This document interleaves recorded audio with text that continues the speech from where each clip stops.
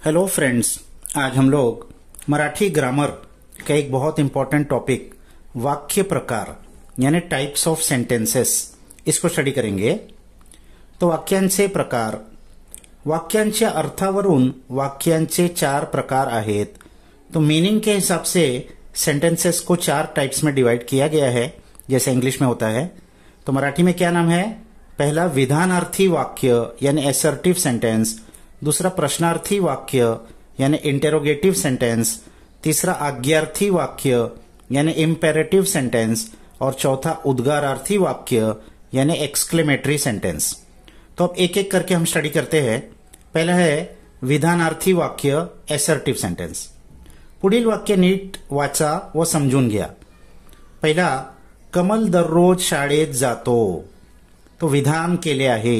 विधान यानी एक सिंपल स्टेटमेंट है, कमल हर रोज स्कूल जाता है।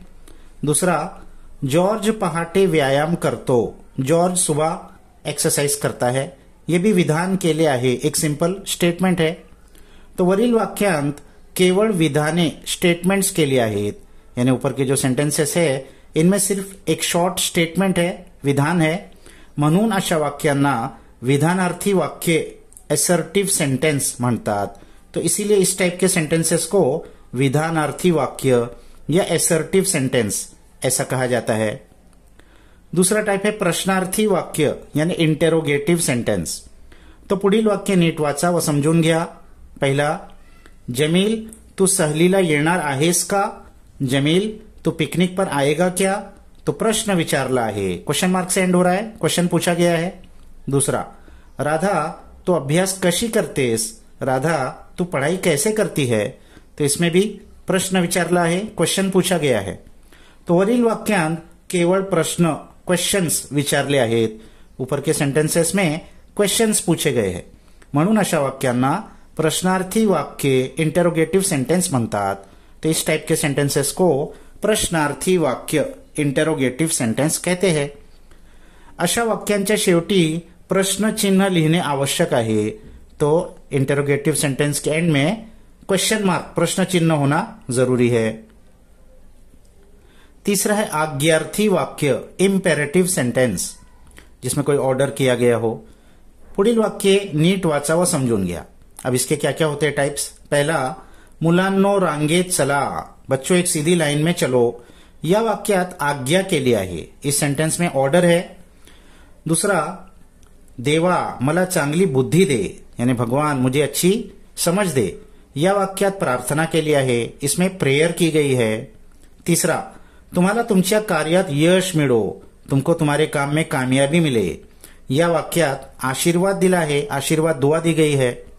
चौथा, सरोज कृपया मला वही दे। Saroj please give me your book. तो या वाक्यात विनंती केली आहे, रिक्वेस्ट की गई है। और पांचवा, समाजाचे नेहमी भले करा, समाज का हमेशा अच्छा करो। या वाक्यात उपदेश केला आहे, अच्छी टीचिंग की गई है।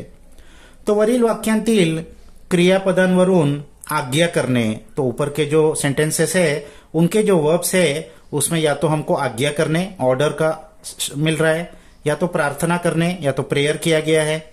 आशीर्वाद देने, किसी को ब्लेस किया गया है, दुआ दी गई है।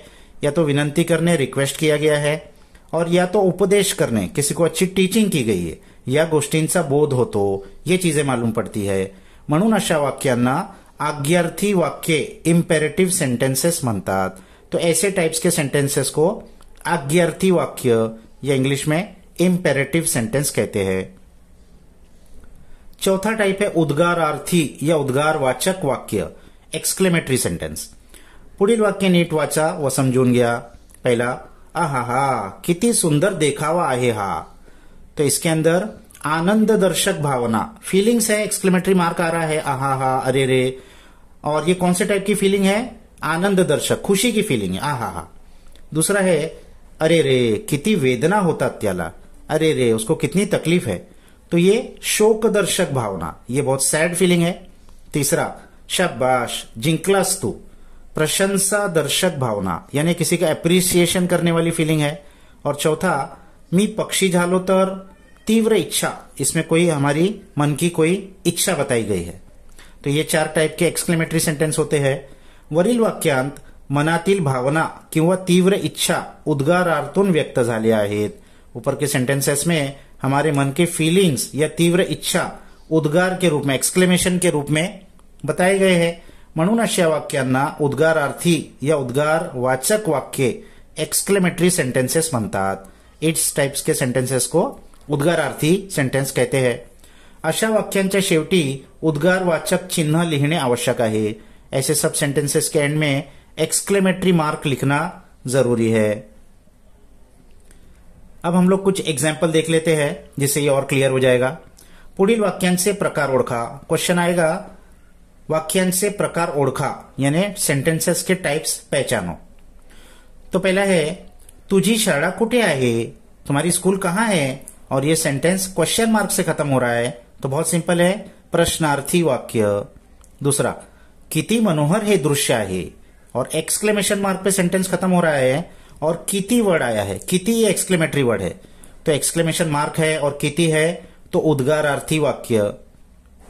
मी नियमित व्यायाम करतो, मैं रोज एक्सरसाइज करता हूं तो एक सिंपल स्टेटमेंट है तो विधानार्थी वाक्य. मुलांनो शिस्त पाळा, बच्चों डिसिप्लिन में रहो तो ये एक ऑर्डर दिया गया है तो आज्ञार्थी वाक्य. माझी शाळा खूप चांगली आहे, मेरी स्कूल बहुत अच्छी है तो ये सिंपल स्टेटमेंट है तो विधानार्थी वाक्य. तुझ्या वर्गात किती विद्यार्थी आहेत, तुम्हारे क्लास में कितने स्टूडेंट्स है, क्वेश्चन मार्क पे खत्म हो रहा है, क्वेश्चन पूछा गया है तो प्रश्नार्थी वाक्य. तुम्हाला तुमच्या कार्यात यश मिळो, तुमको तुम्हारे काम में कामयाबी मिले तो इसमें प्रेयर की गई है, दुआ दी गई है तो आज्ञार्थी वाक्य. अरे रे धावताना पडला तो. अब अरे रे ये एक्सक्लेमेटरी वर्ड है और एक्सक्लेमेशन मार्क भी आया है तो ये उद्गारार्थी वाक्य. इसके बाद में कुछ क्वेश्चंस प्रैक्टिस के लिए यहां दिए जा रहे हैं तो यहां वीडियो पॉज करके आप इसको सॉल्व कर लीजिए और फिर इसके बाद में इसका आंसर्स दिया गया है वहां उसको